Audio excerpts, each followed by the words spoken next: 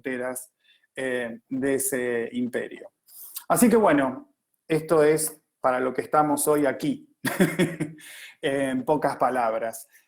Roma, como bien dijimos, en el año 510 era ese punto, 510 antes de Cristo estamos hablando.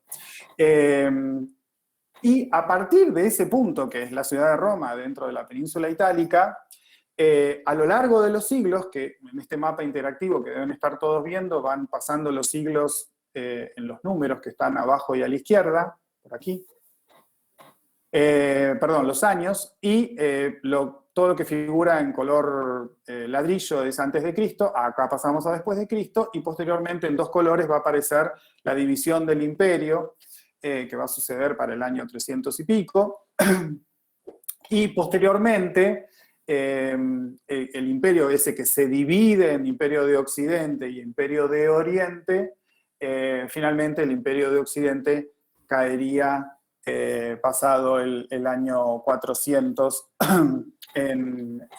cuando cae Roma.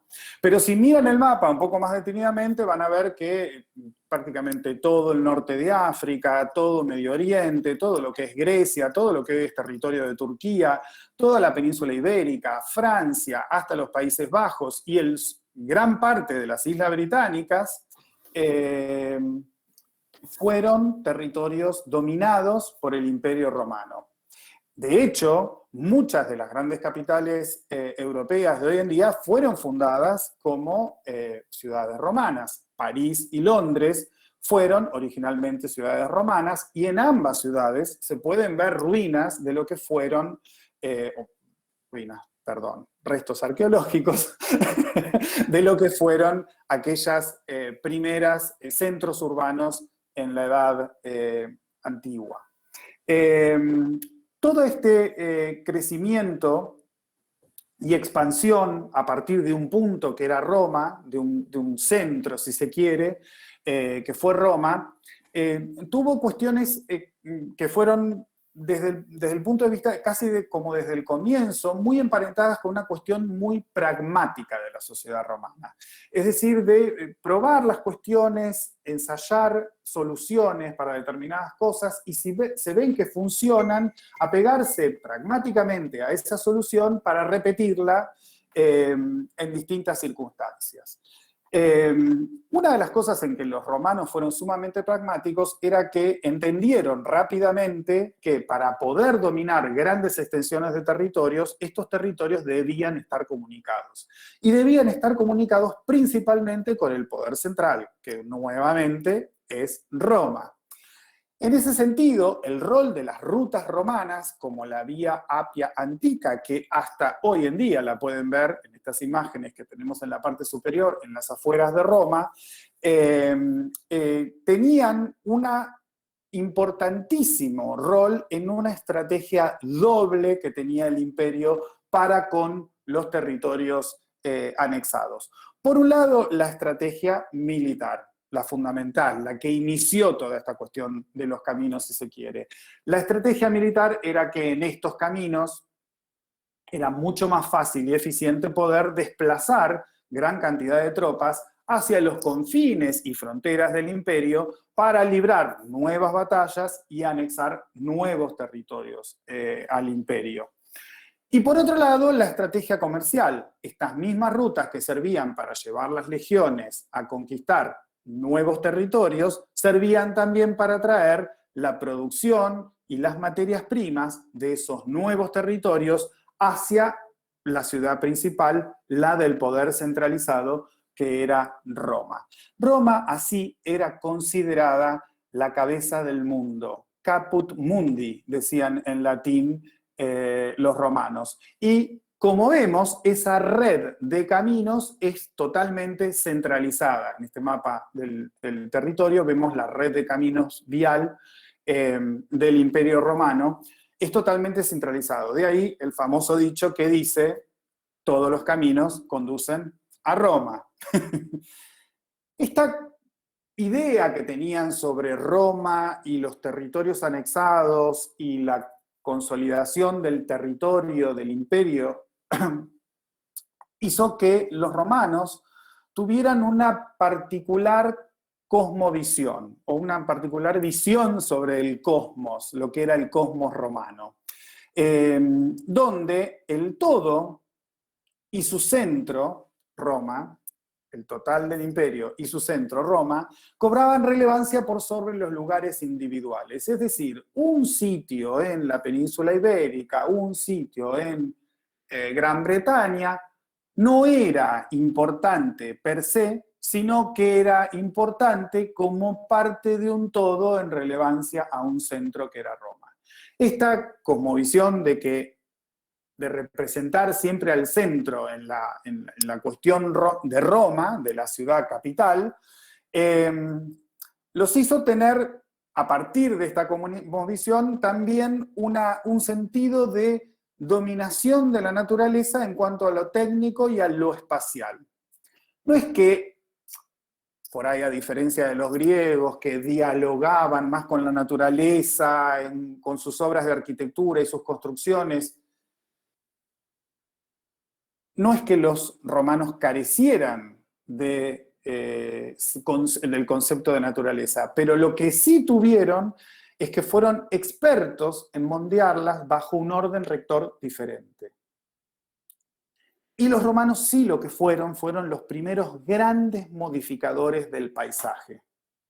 Tal es así que cuando los romanos consagraban un sitio determinado en un territorio, el augur, este personaje con su vara, trazaba, lo primero que hacía era sentarse, colocarse en el centro y trazar dos ejes. Uno que recorría el eje norte-sur y otro que recorría el eje este-oeste. Esos dos ejes, al cruzarse, definían, por un lado, un centro, y por otro lado, 4 sectores, 4 áreas, 4 superficies que llegaban hasta el horizonte, llamadas templum. Así existían los templum anteriores y posteriores, derecha e izquierda. Por eso aparecen esos nombres que ven ahí en el esquema. Por otro lado, esto definía la idea de cómo ellos iban a organizar espacialmente el territorio. Todo lugar romano, por ende, es expresión de ese orden cósmico, porque el todo está definido por un centro. Y cada una de las partes tendrá importancia en relevancia a ese centro. Esta cuestión digamos, también hace que van a ver en algunos textos de literatura sobre Roma que hablan de la Roma quadrata. La Roma quadrata es porque se divide en 4 partes, no porque es cuadrada, ¿no? Y eso es justamente lo que apela este esquema que estamos viendo sobre cómo es la cosmovisión y el comienzo de trabajar todas estas cuestiones de la cosmovisión en la organización espacial del entorno. Esta situación de organización espacial del entorno, yo les dije que los romanos eran tipos muy pragmáticos. Fue, digamos, de la cosmovisión a pasar a dominar espacialmente el entorno, a luego seguir aplicándose en distintas escalas, en distintas instancias. Lo primero que fue organizado bajo este orden rector superior fueron los castrum, o campamentos militares, que luego, una vez que las legiones llegaban, armaban su campamento militar y con el tiempo ese territorio era anexado al imperio, por lo general devenían en ciudades de las famosas colonias romanas. Esas ciudades estaban despojadas de regionalismos y todas estaban organizadas en base a la cosmovisión, como estaban organizados los castrum. Un eje recorría el eje norte-sur, representando el eje de la Tierra, llamado Cardo, y otro eje, llamado Decumanus, era el que recorría el eje este-oeste y representaba al movimiento del Sol. Luego, las distintas funciones del armado urbano y también de los campamentos militares se encontraban distribuidas en manzanas planificadas, ortogonales, en una cuadrícula, como es el caso de esta ciudad, la ciudad de Tingad, una de las colonias en el Imperio Romano. Realmente los romanos, además, inventaron esta cuestión de la internacionalidad de estilo o el estilo internacional, algo de lo que hablamos hoy en día también de la globalización, al hacer que estos campamentos militares y estas ciudades de las colonias sean exactamente iguales o concebidas bajo los mismos conceptos en todas las distintas regiones, con climas incluso muy variados, con geografías muy variadas, con topografías muy variadas en distintas partes del Imperio Romano. Esta representación de la cosmovisión en lo urbano, definido por los ejes, iba a tener también un rol fundamental en los accesos que estaban ubicados coincidiendo con esas vías principales que eran el Cardo y el Decumanos. Estos accesos con las puertas a la ciudad estaban custodiados por Janus, o Jano, que es este dios que ven acá, un dios que tenía una cabeza con dos rostros. Justamente esta idea de los dos rostros custodiando las puertas y accesos, nos hablan justamente de una concepción de un cosmos que a priori podríamos pensar que es sumamente estático, como todo lo contrario, sino que es algo sumamente dinámico. Para el romano, una puerta de acceso a una ciudad custodiada por Janus es la posibilidad de salir y regresar, la partida y el regreso, por eso las dos caras. Y eso es, para el romano, la posibilidad de múltiples conquistas, porque era justamente el movimiento territorial que se hacía para ir a anexar nuevos territorios. Las legiones salían y por esa misma puerta volvían victoriosas, habiendo conquistado un nuevo territorio para el imperio. Nuevo territorio para el imperio que significaba, por supuesto, mayores ganancias económicas para poder seguir sustentando toda esa estructura de defensa y comercial que tenía este enorme imperio. Este enorme imperio también tuvo una complejidad social sumamente sin precedentes para la Edad Antigua. Por esta cuestión de que, bueno, por supuesto había ciudadanos libres, nobles, emperadores y sus familias, esclavos, pero además había ciudadanos romanos, netamente romanos, y ciudadanos que habían sido de otras, digamos, culturas que habían sido anexadas al Imperio Romano. Y en especialmente para esas personas, componentes de la sociedad romana, es que el Imperio Romano trabajó especialmente en una, sobre todo lo que es la obra pública, para concretar su hegemonía en el poder. Esta, digamos, enorme diversidad que tenía la sociedad del Imperio Romano les hizo entender rápidamente que esa enorme cantidad de gente muy dispar tenía que tener algo que los aglutinase, algo que los hiciera sentir de alguna manera que todos eran romanos. Esa compleja sociedad entonces fue de alguna manera coercionada a sentirse romano mediante fundamentalmente las obras de infraestructura.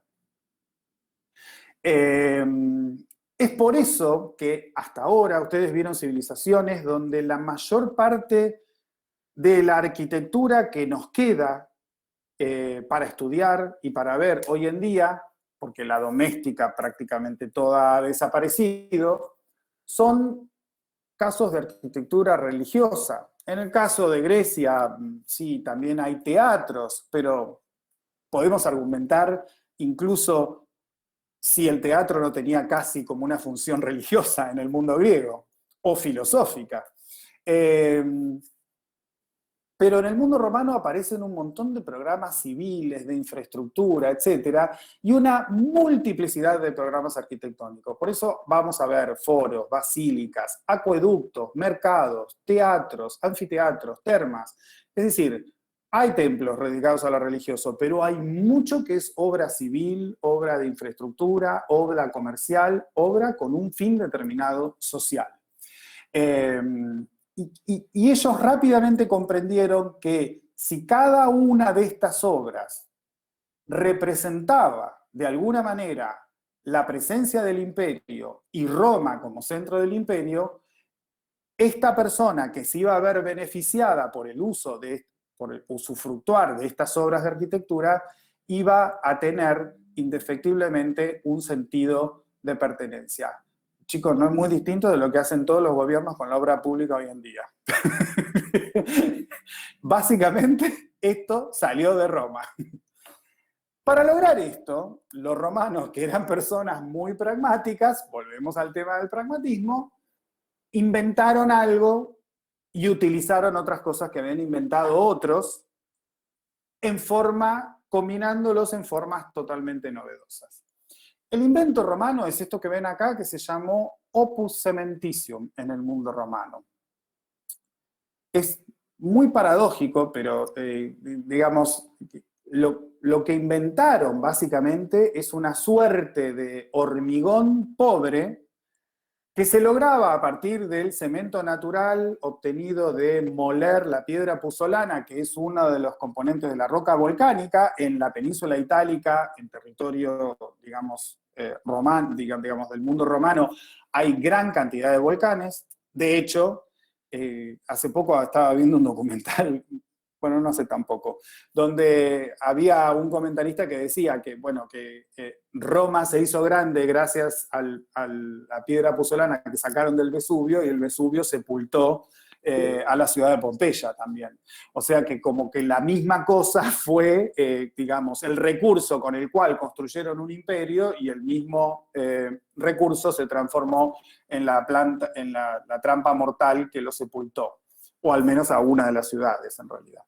Esa piedra molturada mezclada con cal formaba un mortero al cual se le agregaban áridos en ejecución y se hacía, y material pétreo, y piedra partida y eso, y se generaba una suerte de hormigón pobre, obviamente que sin armadura, no es el hormigón armado que conocemos nosotros, que se utilizaba, como vemos en este esquema, para rellenar unos muros dobles que se armaban con mamposterías, que eran huecos en el medio, y se rellenaban justamente con esa argamasa que se preparaba, ese hormigón pobre, y generaba una estructura, por un lado, una vez que eso fraguaba, monolítica, donde esta mampostería quedaba como un encofrado perdido dentro del muro, y de enorme capacidad de resistencia, y con la posibilidad de hacer muros mucho más gruesos que si estábamos tallando la piedra una por una para hacer un muro de piedra.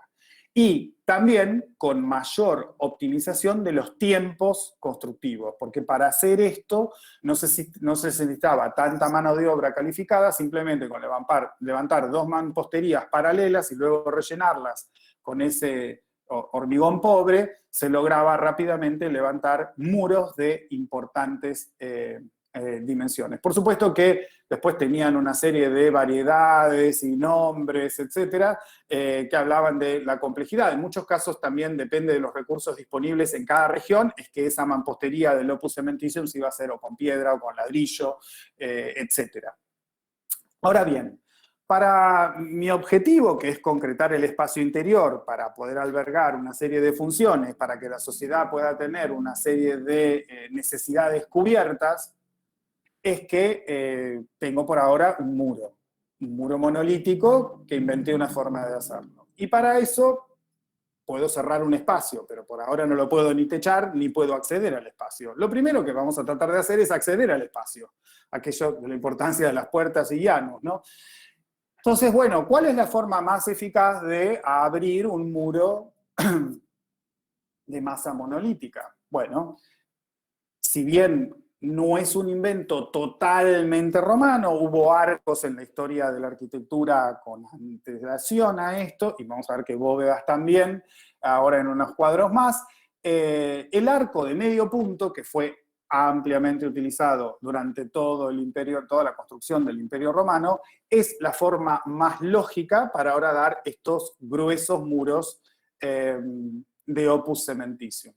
Básicamente porque por la forma, un semicírculo perfecto, el arco de medio punto trabaja con sus piezas la clave, que es la principal que se encuentra en la parte superior, las dovelas que van armando ese recorrido, trabaja justamente a la compresión pura.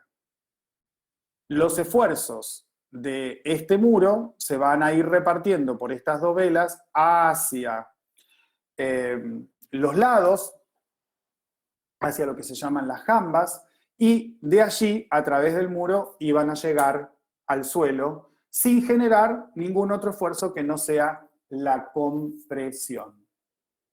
Ahora bien, puedo tener el muro, puedo horadarlo, necesito ver cómo cubro estos espacios. Bueno, y por supuesto que la primera cuestión casi lógica es que si tenemos un arco y lo trasladamos a lo largo de un eje, con dos muros paralelos podemos llegar a cubrir un espacio con lo que se llama una bóveda de cañón corrido. Esto durante mucho tiempo se creyó que era una invención exclusivamente romana. Sin embargo, hace poco, el otro día Javier me estaba comentando, y creo que habló con vos, Horacio, también de esto, me dijo, al menos, unos grupos de arqueólogos que están trabajando en Egipto encontraron en un conjunto que había hecho el padre de Ramsés, no me acuerdo ahora el nombre del emperador que correspondía, del faraón, quiero decir que correspondía, en épocas del antiguo Egipto, obviamente, como 2000 y pico de años antes que el mundo romano diera a luz, una serie de silos para almacenamiento, silos que estaban enterrados bajo tierra, para el mantenimiento para la conservación de granos. Ustedes saben que el mundo egipcio antiguo tenía una economía extremadamente basada en la agricultura que se podía dar debido a las crecientes y bajantes del río Nilo, y esa cultura prácticamente lineal que se dio a lo largo del río en sus márgenes, que estaban hechos justamente con bóvedas de mampostería en este caso. La diferencia con el mundo romano es que quizás puedan haberlo visto, quizás puedan no haberlo visto, pero lo que sí es distinto es, por supuesto que esto del mundo antiguo que acaban de encontrar, en el antiguo Egipto que acaban de encontrar hace poco, es realmente espacios muy pequeños. La gran innovación es que el mundo romano lleva esto a las dimensiones ya no de una simple mampostería, sino del opus cementitium, que permitía espesores mucho más considerables y por lo tanto luces mucho más considerables y albergar en el interior enorme cantidad de gente, generando espacio interior de importantes dimensiones. Ahora bien, la bóveda de cañón corrido, si ustedes recuerdan lo que les vengo contando, es que todo en Roma remite al centro. Todo el Roma remite a Roma, que es el centro. Y el centro, ¿cómo se define? Por la intersección de dos ejes que se cortan a 90 grados. Si nosotros tomamos dos bóvedas de cañón corrido y las intersectamos una con la otra, lo que surge es entonces la bóveda de arista, que sería uno de los módulos principales estructurales y espaciales, o estructuroespaciales, que tendría el mundo romano dentro de su repertorio de recursos para poder construir espacios interiores de importantes dimensiones. Por supuesto que el otro importante sería también la situación de tomar un arco y hacerlo girar, rotar, digamos, en torno a un eje, en este caso vertical, un eje que une la tierra con el cielo. Y entonces el resultado es otro módulo estructural y espacial, que es la cúpula romana. Pero así como puede ser que hayan tomado de las cúpulas de algunas, y tomaron de hecho el arco modificado de algunas culturas preexistentes como la mesopotámica, las persas, etcétera, que tenían construcciones con arcos, también tomaron los órdenes clásicos de la arquitectura griega. Un ejemplo, si se quiere, mucho más cercano geográficamente del mundo romano. Y mucho más afín y mucho más contemporáneo también. la arquitectura griega, los órdenes tenían un significado, digamos, en sí, por su forma. Cada uno de ellos representaba virtudes diferentes, pero además eran efectivamente la estructura portante y principal estructura constructiva de los edificios griegos. El romano va a tomar esos órdenes clásicos y les va a dotar de una función completamente distinta y novedosa.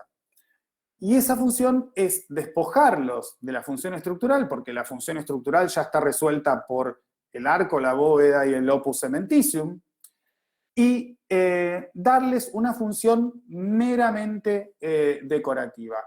Esto tiene mucho que ver también con esta cuestión de la practicidad que venía hablándoles a ustedes, ¿no? ¿Qué es lo que me permite esta forma de construir? Imagínense por un momento que ustedes tienen que construir el Partenón. El Partenón, bueno, hubo que tallar cada uno de esos bajorrelieves que estaban en el frontis, las metopas que iban entre los triglifos, las columnas, los fustes, los capiteles, las bases. Cada una de esas piezas tuvieron que ser talladas por alguien que tuviera una mano de obra relativamente calificada, porque este edificio hasta tenía correcciones ópticas para que su percepción sea la de la perfección total. Eso demanda un montón de mano de obra y un montón de tiempo. Hacer muros con opus cementitium y bóvedas de la misma manera permite hacerlo mucho más rápido y además prescindiendo del recurso de mano de obra calificada. Mano de obra relativamente ducha para hacer eso, lo podía hacer en forma mucho más rápido y conseguir espacios mucho mayores, porque la enorme limitación que tuvo para el espacio interior la arquitectura griega era justamente el sistema estructural trilítico hecho con piedra, porque la piedra no soporta bien la flexión, entonces el sistema, la viga, digamos, no trabaja bien. Al pasar a un sistema de compresión pura, las luces se pueden ampliar, los espacios interiores se pueden ampliar mucho más, y al dotar al edificio de digamos, a los órdenes clásicos solamente de una función decorativa, estos órdenes pasaron no a soportar ningún peso estructural, sino a ser meramente una función de articular esos enormes muros, gruesos muros, monolíticos realizados previamente en opus cementitium. Y entonces los recursos de esa mano de obra más calificada iban a estar puestos en esa parte solamente de la construcción y no en la totalidad. Esto le permitió a los romanos construir más, mejor y en menos tiempo. Y eso le permitió a los romanos construir en todas las regiones de sus colonias a lo largo y a lo ancho del imperio. Para ver un poco estos conceptos de los que estuve hablando hasta ahora en forma general, les preparé unos ejemplos. Por más de que no considero que es el programa fundamental de la arquitectura romana, el templo, vamos a ver un templo clásico y un templo muy particular, un conjunto de templos en Baalbek y luego el Panteón Romano, que es un templo bastante único dentro de la arquitectura romana. Luego vamos a ver una obra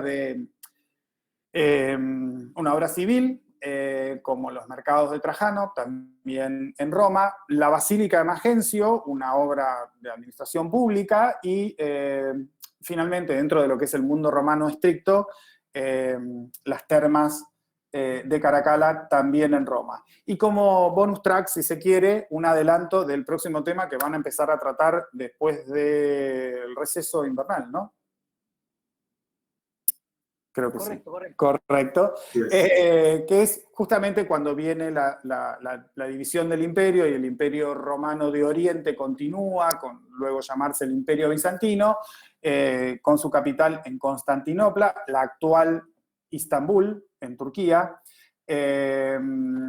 Bueno, una iglesia ahora católica, o del cristianismo, digamos, como la Santa Sofía, que de alguna manera continúa en ese imperio romano de Oriente muchos de los preceptos de cómo se maneja el espacio interior en el mundo romano. Pero, repito, es una suerte de bonus track que de alguna manera anticipa lo que van a ver cuando vuelvan de las vacaciones de invierno.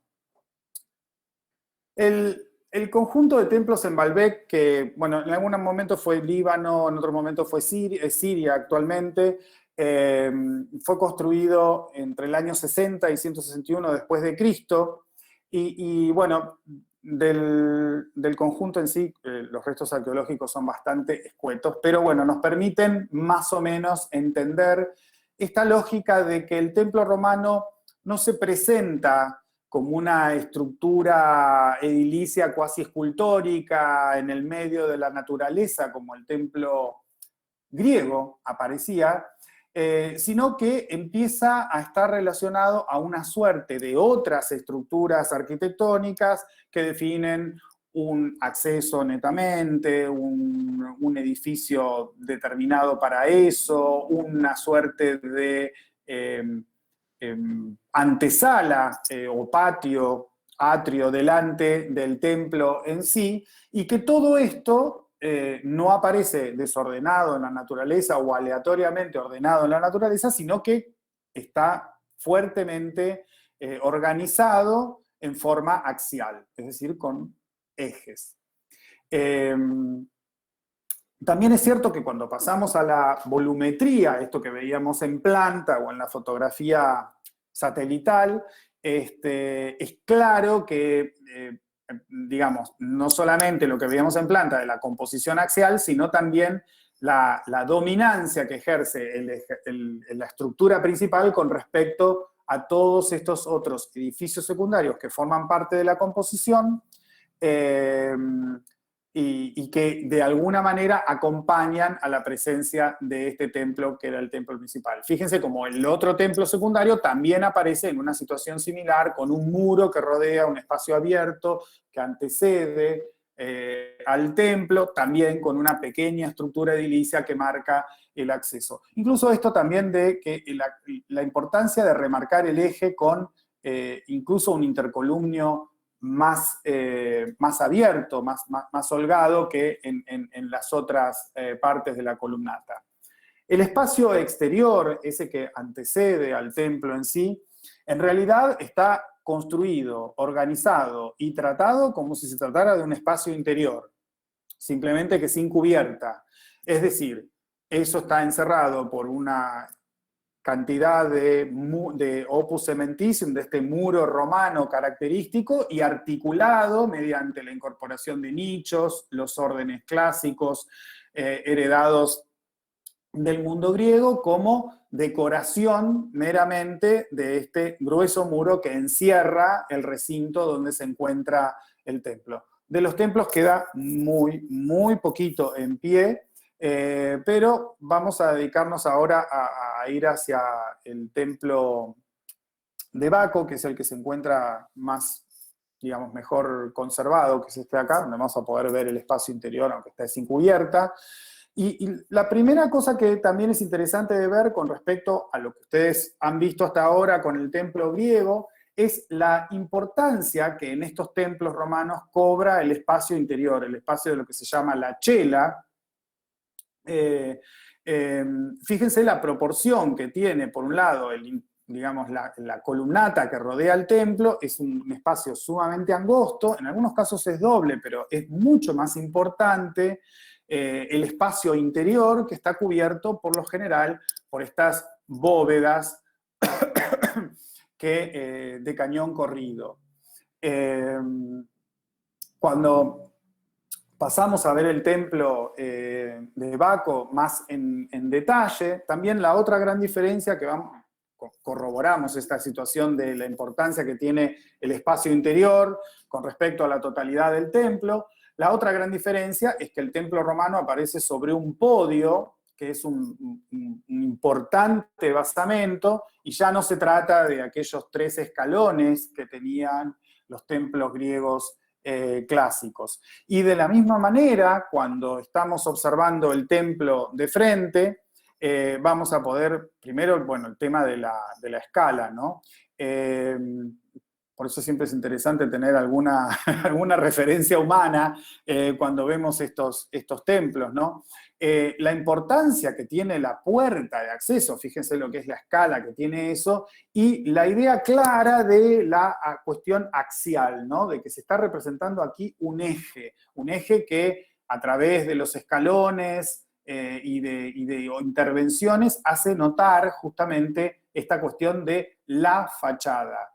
El templo griego, por el contrario, cobraba importancia justamente la homogeneidad que tenía en su perímetro. Eso no sucede con el templo romano, que claramente, como veíamos, perdón, voy a volver al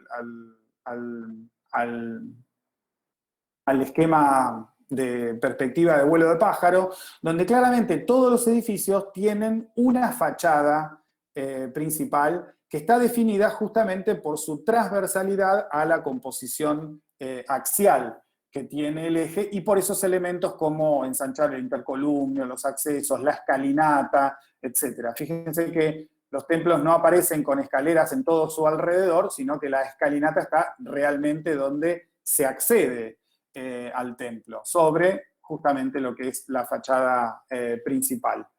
Una vez que accedemos a través de esa enorme puerta, nos encontramos con el espacio interior de la chela y todo este trabajo de articulación y decoración que tienen esos enormes muros continuos propios del sistema constructivo con el opus cementicium. Obviamente no podemos pensar que esta media columna corintia tiene ninguna función estructural, porque lo que hay detrás es un muro gruesísimo realizado con esta técnica constructiva que solamente está medianamente alivianado por estos arcos y nichos que aparecen tanto en la planta inferior como en el sector inferior como en el sector superior. Y todas estas, digamos,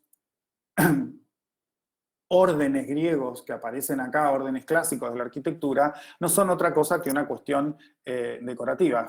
Justamente acá vemos justamente en los restos arqueológicos cómo en realidad todo eso detrás de esta decoración tallada en piedra tenía justamente la lógica de ese hormigón pobre que armaba encajonado, encasetonado dentro de los muros de mampostería toda la estructura portante que trabaja a la compresión pura.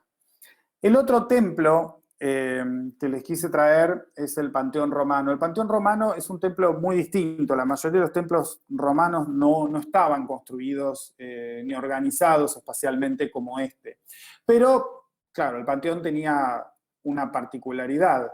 Era el templo de todos los dioses y estaba en la ciudad que era distinta a todas las demás ciudades del imperio, porque justamente era Roma, la ciudad capital. Una cosa que no les nombré cuando hablé del urbanismo romano y, por ejemplo, mostré Timgad, ese plan de armar las ciudades en base, digamos, a la cosmovisión, con el Cardo, el Decumanos, etcétera, la ciudad sumamente plastificada, por supuesto que Roma es la única que nunca fue así. Pero bueno, justamente estas son las particularidades que tenía el centro, a diferencia de lo que eran el resto del territorio. El templo de todos los dioses fue encargado por Adriano, es del año 125 después de Cristo, y representa la introducción del espacio interior como una expresión de una nueva dimensión existencial, si se quiere, donde ya no tanto tiene importancia solamente la cuestión axial terrenal, sino que le agrega la noción de un centro cubierto por una cúpula, en este caso que podemos ver acá en el cuerpo principal del templo, que representa de alguna manera al cielo. Y que de alguna manera también nos está hablando de otro eje, no solamente son ejes de conquista terrenal, sino ejes que tienen que ver con ascender al cielo. Originalmente el edificio aparecía, como lo vemos en esta perspectiva, vuelo de pájaro, con un espacio exterior organizado axialmente al cual dominaba, con una clara fachada principal, definida por una escalinata de acceso, elevado sobre un podio, y con dos volúmenes principales. Por un lado el tambor con la cúpula, que era el espacio interior principal, y un volumen prismático cubierto por un techo a dos aguas y con un frontis, que era el pórtico de acceso. Entre los dos aparece este otro volumen prismático que sería el encargado de armar, como si se quiere, la interpenetración de los dos volúmenes principales o la yuxtaposición de distintas situaciones. Por ejemplo, fíjense cómo hay líneas de cornisas y entablamentos que van saliendo de su volumen original e interpenetrando en este volumen de transición. Incluso las columnas se transforman luego en pilastras con el mismo orden que se internan, se adentran en este volumen, por más de que detrás ya hay un muro y no hay un pórtico abierto.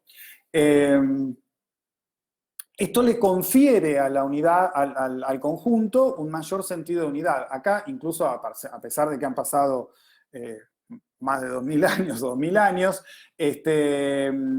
o casi 2000 años, quiero decir, vemos claramente esto del que yo les decía, ¿no? Como que es el volumen de transición, recibe de alguna manera partes de la composición que vienen del pórtico y otras que vienen del tambor y la cúpula, que lo vemos también en esta otra imagen que vemos tomada justamente del lado opuesto en este otro sector. Una de las cosas importantes para tener en cuenta siempre en el mundo romano es esto que yo les decía de las dimensiones, ¿no? Fíjense, ahí está marcado, bueno, geométricamente la cúpula se inscribe dentro de una esfera, la misma radio que tiene la cúpula es el diámetro, digamos, es el radio o el diámetro que va a resultar de dos radios en la planta, que son 43 metros, esa es la altura, 43,43, que tiene el espacio interior, y los muros que van a soportar toda la carga de esta cubierta van a llegar a tener 6,10 metros. Piensen en la cantidad de ambientes de sus departamentos, sus casas, donde ustedes viven, que entran adentro del espesor de este muro romano. Y la cúpula, que iba a tener un espesor mínimo de 1,20 metros. Para que ustedes más o menos se lo imaginen, ¿se acuerdan de los casetones que tienen arriba de las aulas del tercer piso en la facultad? Bueno, más o menos tienen 1,20 metros de altura esos casetones. Bueno, todo eso era macizo en la parte más delgada o sea, es macizo en la parte más delgada del panteón.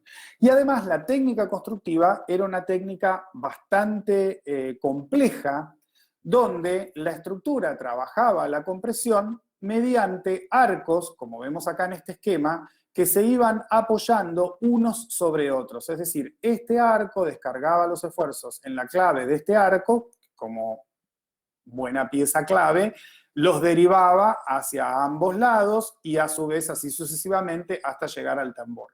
Por supuesto que a toda esta composición le faltaba la pieza fundamental, que es la clave, que en este caso es un orificio y está conformada por un anillo de compresión que mantiene a toda la estructura en pie.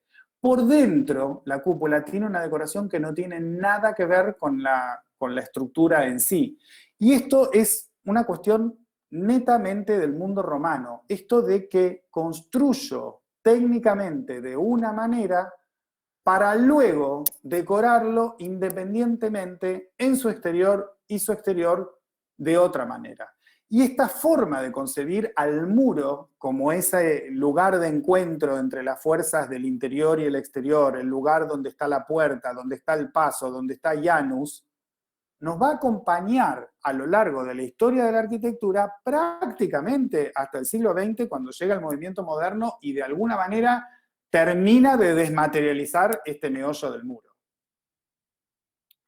Pero esta forma de concebir los espacios que surge en el mundo romano nos va a acompañar, y van a ver que gran parte de todo lo que vean el año que viene en Historia 2 está basado justamente en esto.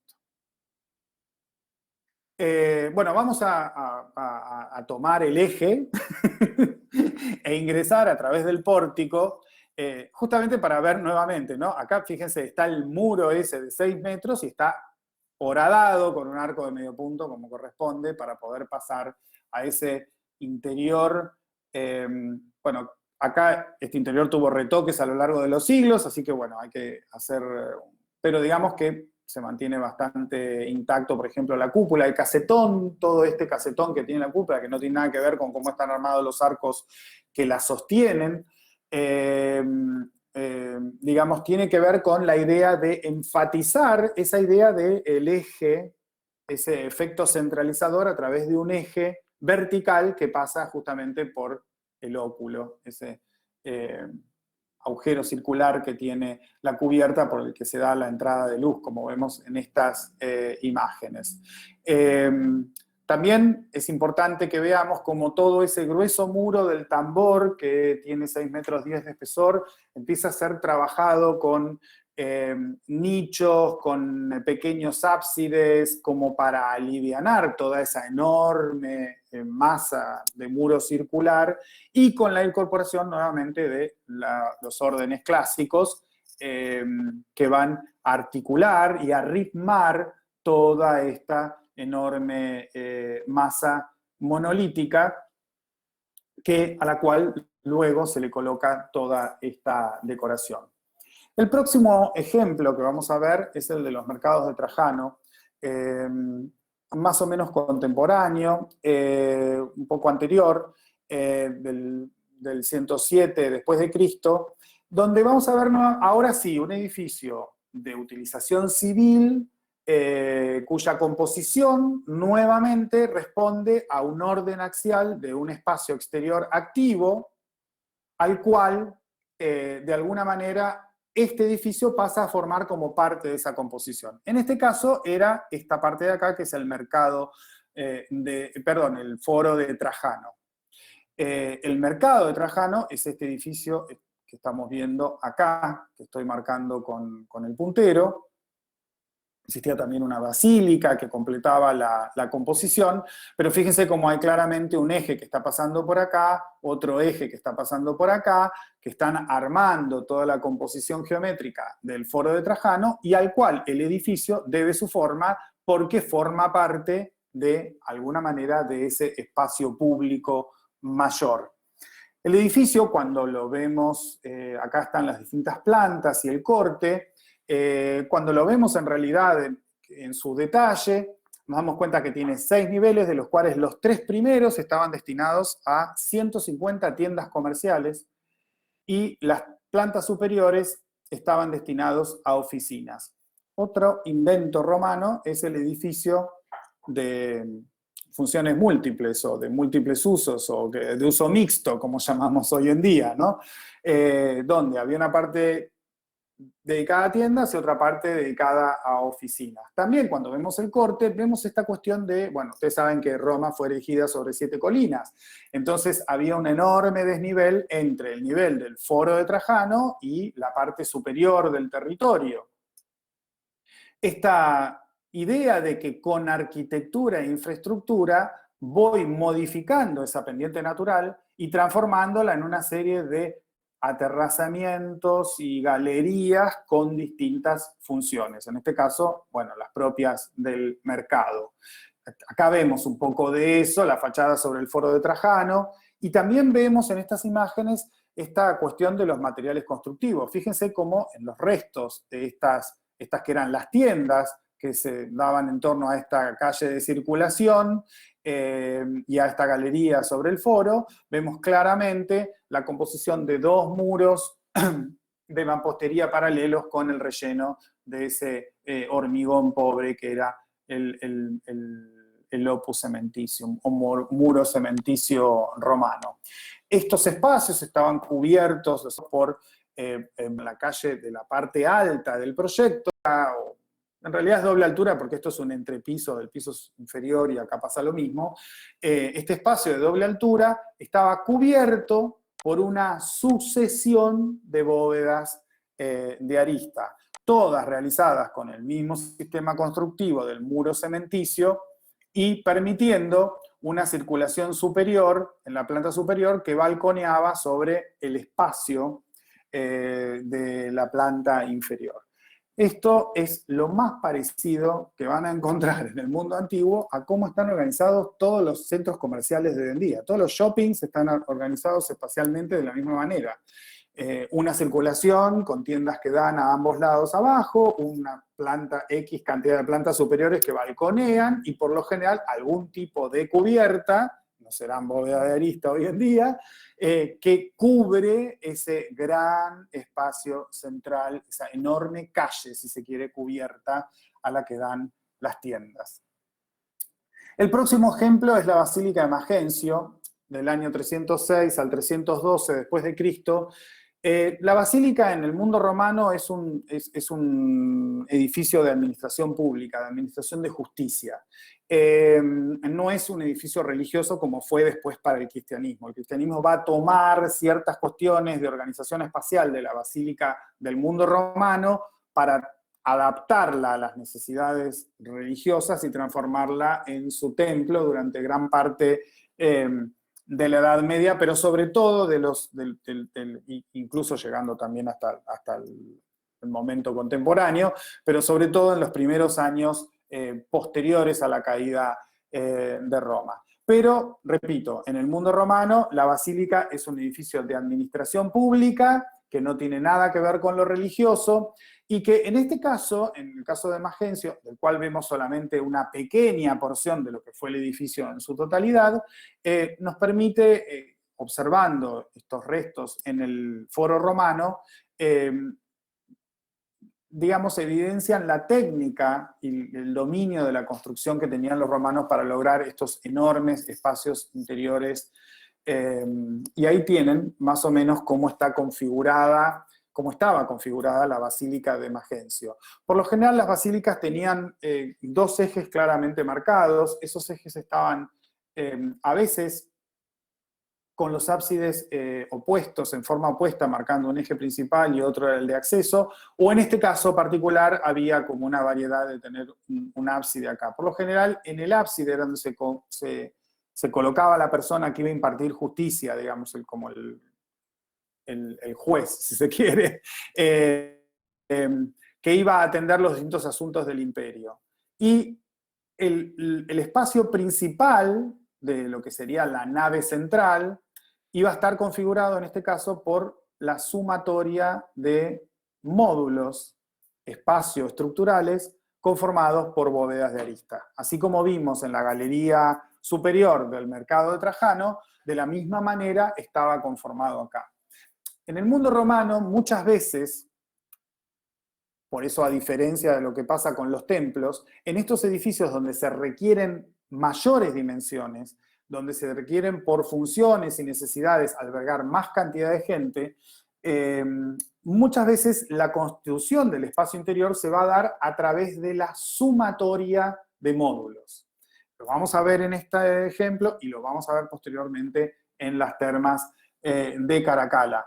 Y así es como el romano diseñó, digamos, su mundo, a partir de generar un centro que se define por el cruce de dos ejes, y a partir de cubrir ese centro con un módulo de espacio estructural y repetirlo a lo largo de los ejes la cantidad de veces y con las escalas diversas que las necesidades de cada edificio me requieran. Y así lograr enormes espacios interiores con infinitas posibilidades. En este caso, la nave central era la que estaba armada de esa manera, que tiene mayor altura y permitía justamente el ingreso de luz al centro de la planta a través de las ventanas del piso superior.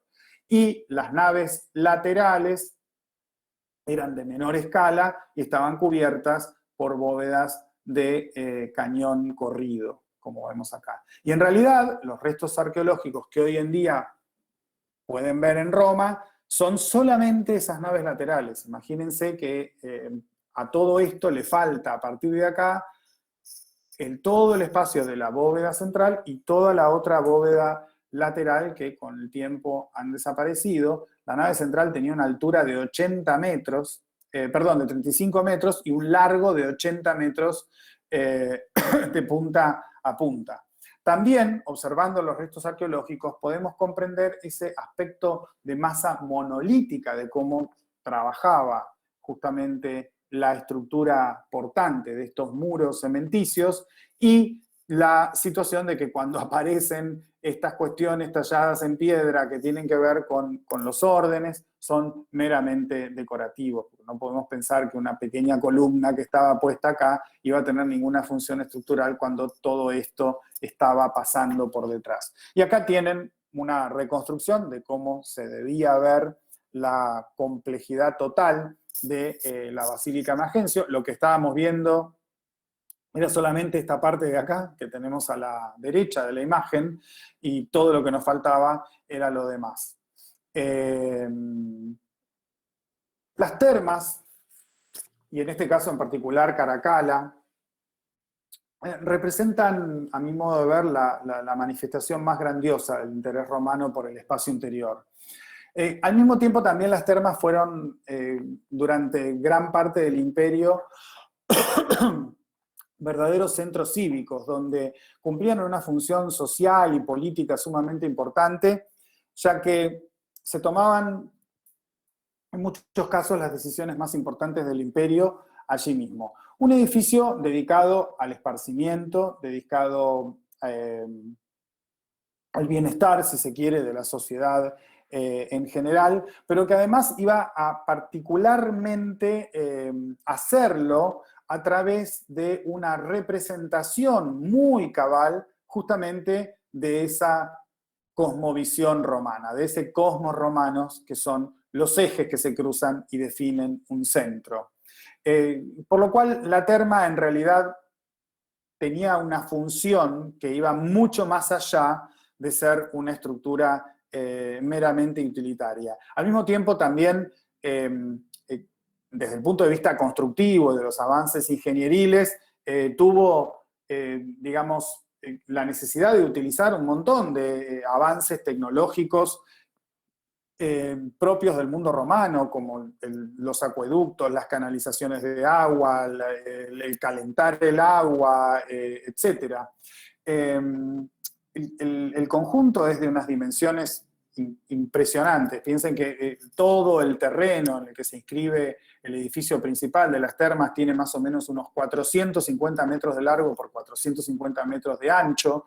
El edificio principal, que es esta parte que ven acá, tiene unos 214 metros por 110 metros, y en torno al edificio principal, sobre los jardines que rodean, había gradas para observar espectáculos deportivos, biblioteca, gimnasio, y por supuesto las funciones principales de la terma en sí, que eran las tres piletas principales, el frigidarium, el tepidarium y el caldarium, que eran en la pileta de agua fría, la de agua templada y la de agua caliente, que estaban perfectamente organizadas en forma axial a lo largo del eje principal de toda esta composición arquitectónica. Eje que va a tener otro eje secundario que está pasando por aquí, justamente por el centro de la composición, la pileta de agua templada, y esto que yo les decía de definir módulos estructurales y espaciales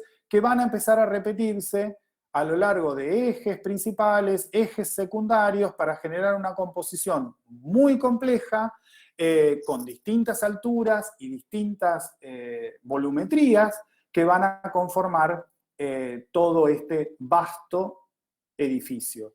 Acá vemos justamente un corte a lo largo del eje, donde vemos, bueno, la pileta de agua fría estaba al exterior, la pileta de agua templada es este espacio que vemos aquí, conformado por la sucesión de tres bóvedas, la sumatoria de tres bóvedas de arista, y finalmente al fondo de la composición, en la perspectiva de vuelo de pájaro, y aquí en el corte podemos ver el caldarium con una resolución de cúpula similar a la que vimos en el Panteón. Nuevamente, bueno, tanto en las reconstrucciones de los esquemas de cómo estaban armados los espacios, como en la planta, con las dimensiones, y como en las fotografías de los restos arqueológicos o en la maqueta, vemos esa enorme dimensión que tenían los espacios. Acá vemos una persona paradita que nos da la referencia siempre de la escala humana, ¿no? Y por otro lado, también en este edificio se explotan todos los conocimientos de la técnica constructiva, ¿no? Esa construcción de grandes dimensiones, de masa monolítica de los muros cementicios, que van a posibilitar generar una serie de espacios que se van sucediendo a lo largo de esos ejes con enorme diversidad de formas, de alturas, de volumetría. Acá vemos justamente al final de ese eje la llegada a la pileta de agua caliente, el caldarium, que estaba cubierto con esa cúpula y que armaba justamente esa parte final de concreción del eje principal. El detalle de la composición espacial axial que vemos acá nos permite también ver cómo esta idea del cosmos es aplicada justamente a todos los niveles de la vida romana. De la ciudad pasa al edificio, y eso es lo que genera justamente el sentido de pertenencia en la gente. Estos edificios, más allá de ir ahí y poder tirarme en una pileta de agua fría, en una pileta de agua templada y luego pasar a una de agua caliente, me estaban hablando de alguna manera, mediante su composición arquitectónica, de que esto es Roma. Y esta en particular era Roma, porque era Caracalla, que queda en Roma. Pero estos complejos tembrales fueron utilizados por los distintos emperadores para ser construidos exactamente de la misma manera, como representación cabal de esa cosmovisión romana en todas las regiones del imperio. Yo, por ejemplo, una vez que estuve visitando en Turquía, tuve la suerte de visitar uno en territorio de lo que hoy es Turquía, en territorio de la parte asiática de Turquía, y estaba armado exactamente de las mismas maneras.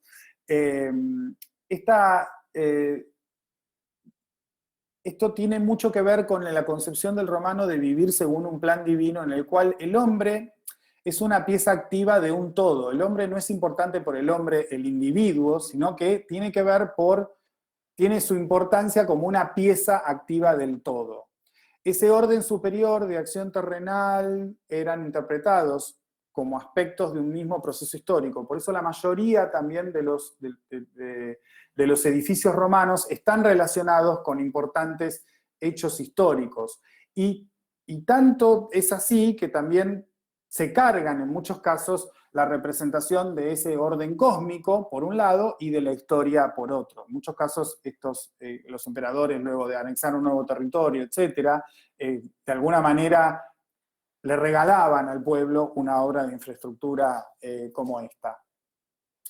Bueno, como les había anticipado, en el año 324 Constantino funda la ciudad de Constantinopla sobre la antigua colonia griega de Bizancio, en territorio de lo que hoy es Turquía, justamente sobre el estrecho del Bósforo que divide Europa de Asia. Allí entonces, sería el mismo Constantino quien pone fin a la persecución de los cristianos dentro del mundo griego, decretando la libertad de cultos. Y en el año 380, el emperador Teodosio asume al cristianismo como la religión oficial del Imperio Romano. Hacia el año 395, divide el imperio en dos. El Imperio Romano de Occidente, con capital en Roma, y el Imperio Romano de Oriente, con capital en Constantinopla. En el año 476, Roma cae, y con ella cae el imperio, por las invasiones, cae el Imperio Romano de Occidente. Pero el Imperio Romano de Oriente continuaría durante toda la Edad Media, hasta el final del 1400. Y sería justamente el emperador Justiniano quien encargaría en el año 532 la construcción de una iglesia cristiana en esta ciudad, que sería la capital del ahora único imperio romano que subsistió más allá durante la Edad Media. La iglesia de Santa Sofía fue construida desde el punto de vista técnico y de concepción espacial a la manera de los grandes espacios y las grandes construcciones del mundo romano, utilizando módulos estructurales y espaciales y combinándolos de manera sumamente novedosa para concretar un espacio interior impresionante, de gran calidad, y además una morfología exterior que evidencia justamente esa idea de sumatoria de módulos y de partes que hacen un todo. Una organización axial clara que define también un centro que está cubierto por la cúpula principal. Por supuesto, les pido que obvien en toda esta composición los 4 minaretes, que es de cuando finalmente el Imperio Bizantino cae bajo dominio de los turcos otomanos y este edificio fue transformado entonces en una mezquita. Actualmente no es templo de ningún culto, es simplemente un museo para que se puede visitar. El esquema espacio estructural de Santa Sofía es muy claro y evidente tanto del exterior como cuando visitamos el interior. Ese espacio central está cubierto por la cúpula principal, a la cual se le adicionan 2 semicúpulas en el sentido del eje longitudinal principal de la composición, que son en corte estas semicúpulas que vemos acá, y en la axonométrica serían estas 2 de acá. De manera que los esfuerzos que corren en este sentido bajan hasta esos arcos y luego a través de las semicúpulas a estos pequeños arcos que a su vez tienen su descanso estructural sobre este ábside, por ejemplo, que es lo que está en la composición acá atrás. Está dado vuelta el esquema, perdón. A su vez, las naves laterales están compuestas por la sumatoria de bóvedas de arista. Aparece este espacio previo, más pequeño, más bajo, que estamos viendo acá en el corte y acá, que es el nártex, una galería de 2 pisos cubierto por bóveda de cañón corrido, una suerte de vestíbulo al espacio principal. Luego, estas naves laterales tendrán una galería en corte a esta altura, que vamos a visitar en algunas imágenes también, y los esfuerzos laterales de empuje de esta cúpula iban a estar absorbidos por estos gruesos contrafuertes que vemos acá, que los veíamos también justamente en la imagen exterior en este sentido. Acá tenemos la cúpula, este es el eje principal con las semicúpulas. Por aquí, si no me equivoco, por aquí está el nártex, y aquí estaría el ábside. Bueno, ahí ingresamos y vemos justamente el primer vestíbulo cubierto por las bóvedas de arista para luego pasar a lo que sería el nártex con esa bóveda de cañón corrido. Para pensar cómo era esto en épocas del Imperio Romano de Oriente, deben pensar que todos estos muros estaban cubiertos por decoraciones de mosaicos en colores azules, dorados, etcétera, con un importante reflejo que generaban esos colores del acceso de la luz natural. Por supuesto que estos mosaicos contaban en muchos casos la historia propia del cristianismo, y que cuando esto fue transformado en mezquita, como el Corán prohíbe todas las representaciones humanas y de animales, justamente fueron tapados por estos diseños que son totalmente geométricos, propios de la arquitectura árabe con estuco. Así todo, es posible ver en algunos lugares, como en estas naves laterales, algunas partes donde todavía se ven algunos de los mosaicos originales que han sido puestos al descubierto, levantando parte de esos revoques que se le hizo durante la época del mundo árabe que funcionó como mezquita. Acá vemos, por ejemplo, parte de esas imágenes que tienen que ver con la liturgia cristiana. Y aquí vemos justamente esa nexo entre el espacio principal y el espacio lateral cubierto por las bóvedas de arista, la sumatoria de bóvedas de arista. El espacio central que estamos viendo acá, con la cúpula, las semicúpulas y sus aventanamientos y su entrada de luz, es de una concepción sumamente espiritual, de un espacio muy espiritualizado, muy místico, si se quiere, y esta concreción de la forma de concebir la arquitectura va a seguir a lo largo de la historia ahora de la mano del cristianismo, que va a ser el que va a trabajar con estos grandes espacios. Ahí vemos también otra parte, en este caso desde la galería superior, donde podemos apreciar las enormes dimensiones que tiene este espacio, que en realidad es una conjunción de una sumatoria de módulos de una concepción sumamente romana. Para terminar y concluir con la clase de hoy, quise traerles esta imagen, que muchos de ustedes podrán pensar que se trata de alguna terma o alguna basílica, ¿no? Hay como un gran hall con bóvedas de arista ahí, hay unos órdenes que parece que mucho estructural no tienen, pero también hay algunos elementos que nos dan pistas de que esto no es, ¿no? Acá hay un mapa, y en este mapa aparece el Océano Atlántico, África, Europa y América. ¡Pum! América para el mundo romano no existía. América del Norte. Y aparecen faroles con luz eléctrica también, ¿no?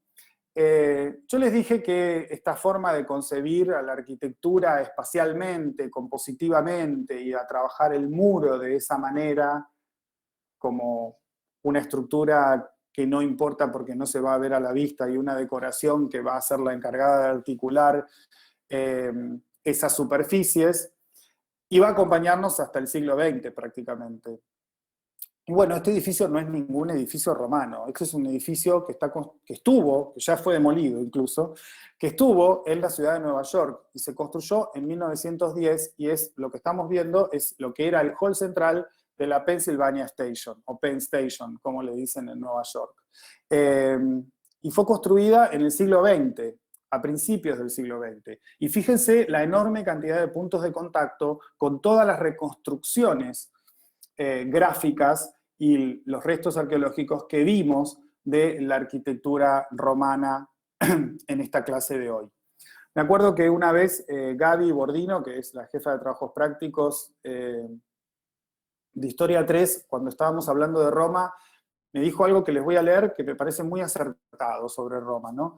Me dijo así Gaby un día: en Roma está todo. Para mí Roma explica toda la sociedad occidental. Desde ellos hasta hoy, todo lo bueno y todo lo malo del mundo que vivimos lo inventaron los romanos. Y lo que no inventaron, ellos lo supieron aprovechar y difundir. Y en realidad no puedo estar más de acuerdo con esta frase de Gaby, porque los romanos inventaron un montón de cosas, pero también un montón de cosas las tomaron de otras culturas a las cuales fueron de alguna manera incorporando y generando un proceso de aglutinación de cultura y de conocimientos sin precedentes para el mundo antiguo. En ese sentido, fueron sumamente novedosos, quizás más novedosos que el Opus Sementicium en sí. Y los romanos son, sin lugar a dudas, el mundo romano es, sin lugar a dudas, digamos, la base de todo lo que somos como cultura o como sociedad occidental hoy en día, y lo que hemos sido a lo largo de la historia. Más allá de lo arquitectónico que vemos presente en esta imagen, difícil es que podamos entender las ideas imperiales, la idea de tratar de perpetuarse en el poder y los esfuerzos que han hecho personajes como Mussolini, Hitler, Napoleón y tantos otros de la historia, si no entendemos cómo los romanos idearon la forma para sostener el poder del imperio. Forma que, bueno, eventualmente, finalmente cumplió su ciclo y terminó, pero que, digamos, en el mundo antiguo fue el centro durante gran parte de la historia. Difícil es que podamos entender el capitalismo y de hoy en día y su relación en la segunda parte del siglo XX con lo que es llamado el estilo internacional, si no entendemos que los romanos inventaron el estilo internacional. Difícil es que podamos entender cuestiones tan actuales como la globalización, la gentrificación, la transculturación, si no entendemos que esos procesos empezaron a darse en ese mundo donde en un determinado momento casi todo lo conocido era Roma. Difícil es que comprendemos cuáles son las leyes que nos rigen hoy en día como sociedad occidental si no estudiamos antes derecho romano. Y es justamente una de las carreras, si tienen algún familiar que estudió abogacía o estudió abogacía, saben que justamente en la carrera de abogacía, una de las cosas que más materias que se estudia en primer año justamente es derecho romano, porque el derecho actual está basado en el derecho romano, las leyes de propiedad, etcétera. Todo eso viene del derecho romano. Difícil es que podamos entender este mismo edificio y por qué fue hecho así si antes no estudiamos todos los edificios que vimos hoy en la clase de hoy y no los analizamos el por qué fueron hechos de esa manera.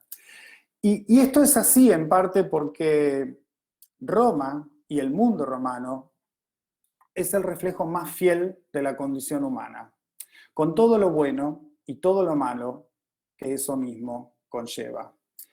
Creo que eso es lo fundamental y la enseñanza fundamental que nos deja Roma, y que eso es lo que nunca tenemos que perder de vista, porque si no, podemos estar cometiendo el grave error de solo estar mirando cascotes ilustres, como decía un profesor muy querido. Bueno, tengo que dejar de compartir ahora porque terminé. Ahí vienen los